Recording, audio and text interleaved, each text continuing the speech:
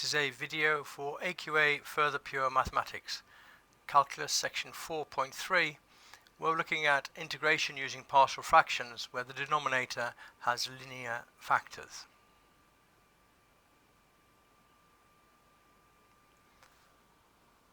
So in general it can be often very useful to express an algebraic fraction in partial fractions if we're trying to integrate it. The first thing we need to do is to check the order of the denominator and make sure that it's greater than that of the numerator, and if not, then you can use algebraic division to express the algebraic fraction as a remainder over its divisor. An example of that we'll show later on in this particular video. Once we've done that, the integral can be split into two or more separate integrals using the partial fractions.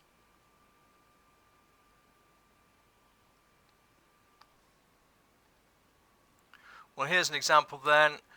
First of all, remember that what we need to do is just check the power of the denominator and the numerator. Here the denominator is power 2 x squared and the numerator is linear x, and therefore we can go straight to partial fractions.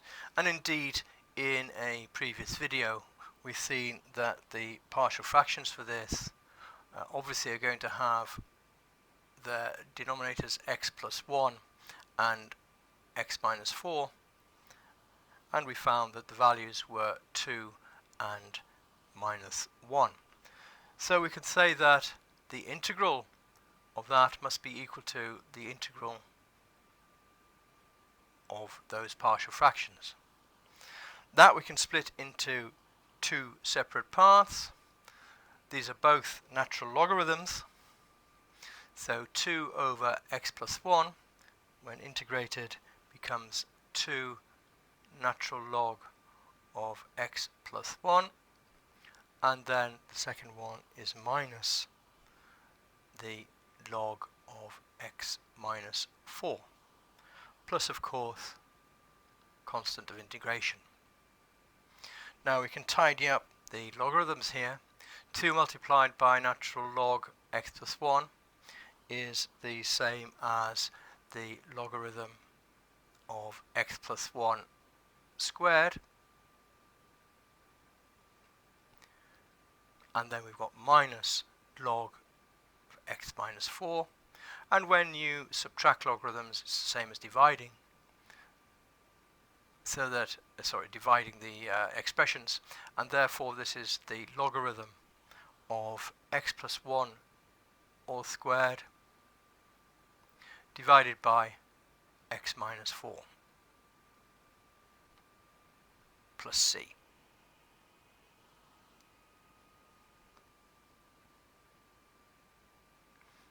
So we can see here the parts of the process.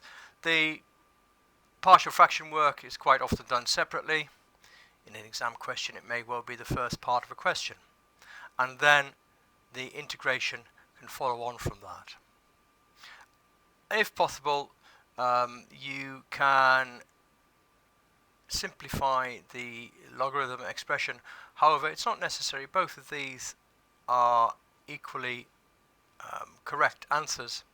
However, it is often convenient to be able to express the logarithm it as a single logarithm.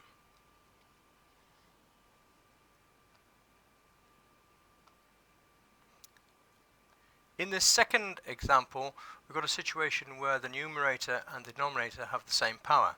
So the numerator 5x squared and the denominator, if we multiply it out, is x squared minus x minus 6. So in here we need to do a division, and you can show that when you divide we have 5 as the value with a remainder of 5x plus 30.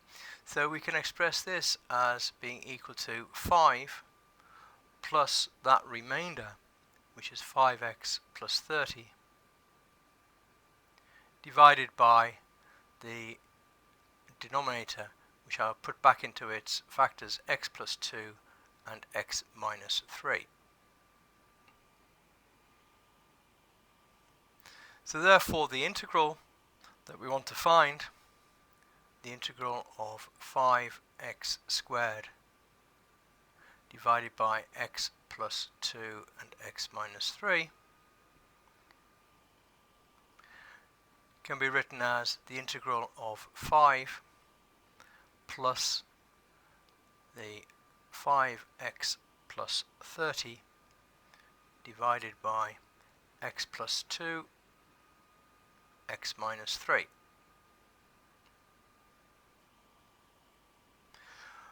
So now we've got to consider the second part of that expression, the 5x plus 30 over x plus 2 and x minus 3, and express that in partial fractions.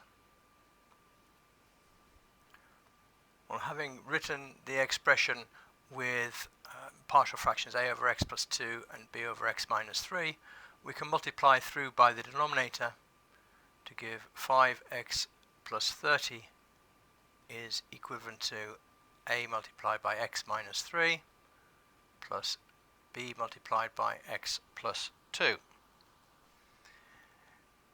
If we let x be equal to 3 first of all, that will make the first bracket 0 on the right hand side, and so we end up with 45 is equal to 5b.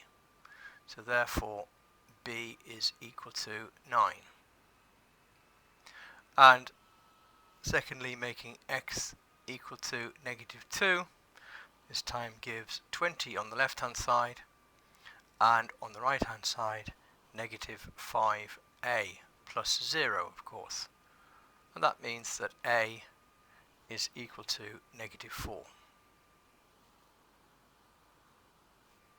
So that gives us the values of a and b to put into the partial fractions.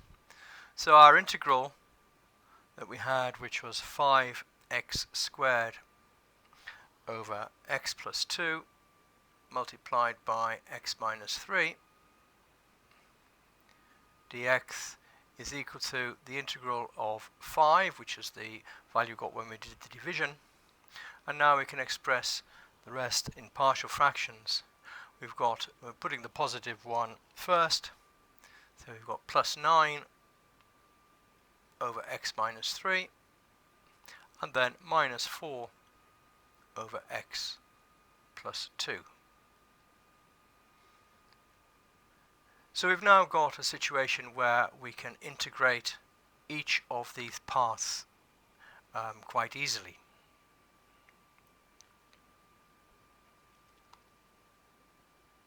So the 5 will integrate to 5x, and then the other two parts are both natural logarithms, so 9 multiplied by logarithm of x minus 3 minus 4 logarithm of x plus 2.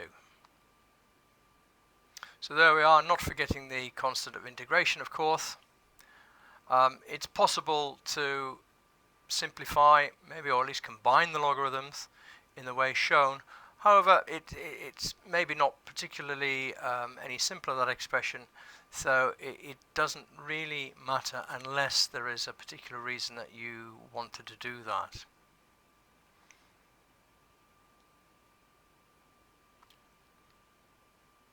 Right, so in summary then, the process is first of all to check the denominator is higher power than the numerator.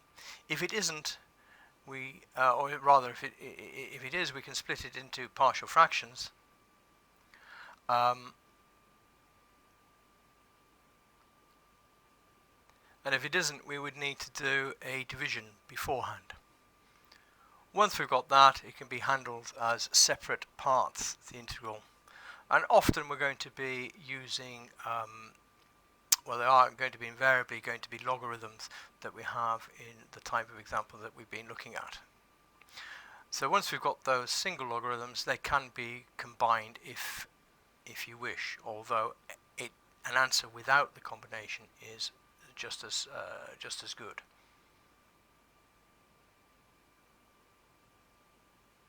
Right, that's the end of this particular video. In the next one we'll be continuing with the integration, but this time where we've got a repeated factor in the denominator.